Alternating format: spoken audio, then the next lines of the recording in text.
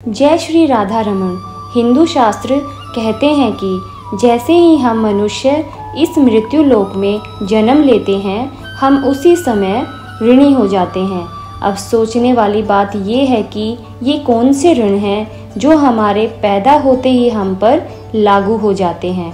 सबसे पहला ऋण है मातृ ऋण, फिर पितृ ऋण, देव ऋण, ऋषि ऋण और भूत ऋण। सबसे पहले हम भूत ऋण की बात कर लेते हैं। भू का अर्थ होता है धरती माता। इनका ऋण उतारने के लिए हमें पेड़ नहीं काटने चाहिए, नदियों के जल को दूषित नहीं करना चाहिए और वातावरण को प्रदूषित नहीं करना चाहिए। इसके अलावा जीव हत्या से भी हमें अवश्य ही बचना चाहिए।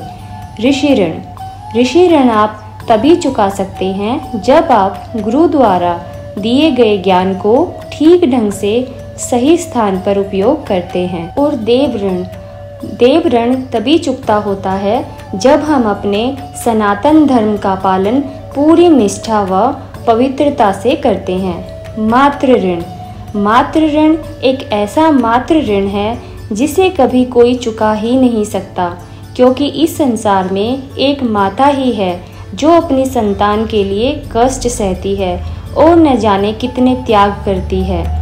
इसीलिए हमारे हिंदू शास्त्रों में भी यही बताया गया है कि कोई भी मनुष्य मातृ ऋण से कभी भी मुक्त नहीं हो सकता। पितृ ऋण से मुक्त होने के लिए ही हिंदू शास्त्रों में पिंडदान करने की बात कही गई है।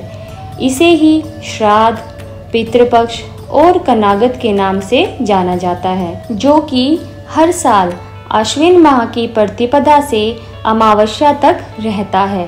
तो आइए आज इस वीडियो में हम आपको बताते हैं कि श्राद्ध या पितृपक्ष के 15 दिनों में हमें अपने पितरों की शांति व मुक्ति के लिए क्या क्या कार्य करने चाहिए और क्या कार्य बिल्कुल भी नहीं करने चाहिए। इस बार 17 सितंबर से पितृपक्ष की शुरुआत हो चुकी है और ये 2 अक्टूबर तक चलेगा। पितृपक्ष में श्राद्ध उस दिन किया जाता है जिस दिन आपके पितरों की मृत्यु हुई हो।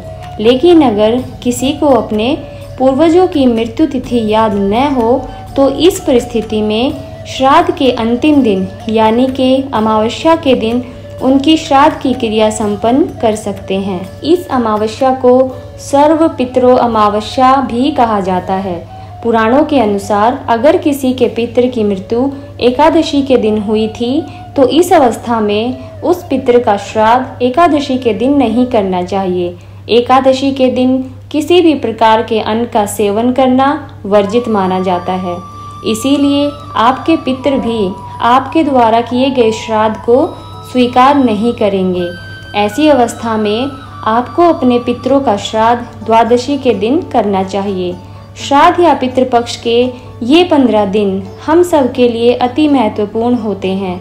ये वही दिन होते हैं जिनमें हम अपने पितरों की शांति के लिए प्रार्थनाएं करते हैं और अपनी कृतज्ञता उनके प्रति व्यक्त करते हैं। ऐसी मान्यता है कि पितृपक्ष के इन 15 दिनों में हम जो भी दान, यज्ञ या फिर तप करते हैं, उसका जो भी शुभ फल प्राप्त होता है वो हमारे पितरों को ही मिल जाता है। और इसके बाद जब हमारे पूर्वज हमारे द्वारा की गई श्राद्ध प्रक्रिया से प्रसन्न होते हैं तो वे हमें सुख समृद्धि का आशीर्वाद प्रदान करते हैं। इसीलिए भी ये श्राद्ध क्रिया बहुत अधिक महत्वपूर्ण मानी जाती है और हम सबको अपने पितरों की प्रसन्नता के लिए इस प्रक्रिया का पालन जरूर करना चाहिए। पितृपक्ष का ये समय केवल मनुष्य के लिए ही महत्वपूर्ण है, ऐसा बिल्कुल भी नहीं है, क्योंकि सतयुग में भगवान श्री राम ने भी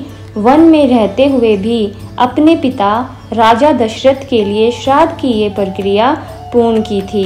भगवान श्री हरि कृष्ण ने भी अपने पूर्वजों की शांति के लिए पिंडदान किया था। श्रीमद् भागवत में 7 स्कंद 10वें अध्याय के 22वें श्लोक में श्री नरसिंह भगवान, जो कि भगवान विष्णु के ही अवतार थे, ने स्वयं प्रहलाद को कहा है कि हिरण्यकश्यप, जो कि प्रहलाद के पिता थे, का वध स्वयं उन्होंने किया है।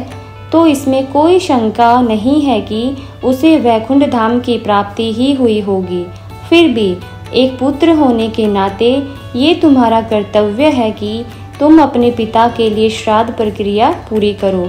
इससे ये बात पता चलती है कि पितृपक्ष हम सबके लिए अत्यंत आवश्यक प्रक्रिया है, जिसका पालन करना ही चाहिए।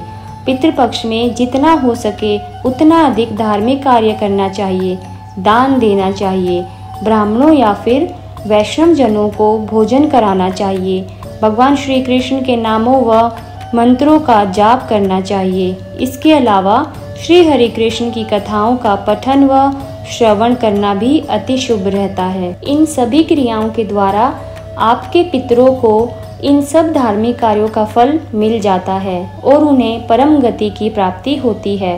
पितृपक्ष के इन 15 दिनों में कोई भी मंगल व शुभ कार्य नहीं करने चाहिए, जैसे कि शादी विवाह, नए व्यापार की शुरुआत करना या फिर नया घर खरीदना इत्यादि। पितृपक्ष का ये समय हमारे हिंदू शास्त्रों में केवल और केवल पितरों को ही समर्पित किया गया है और अति महत्वपूर्ण भी बताया गया है। इसीलिए ये 15 दिन हमें केवल अपने पितरों की प्रसन्नता व शांति के बारे में सोचकर ही कार्य करने चाहिए। यही हमारा परम कर्तव्य है। अगर आप पितृपक्ष के बारे में और अधिक जानकारी प्राप्त करना चाहते हैं तो नीचे कमेंट बॉक्स में लिखकर हमें ज़रूर बताइएगा।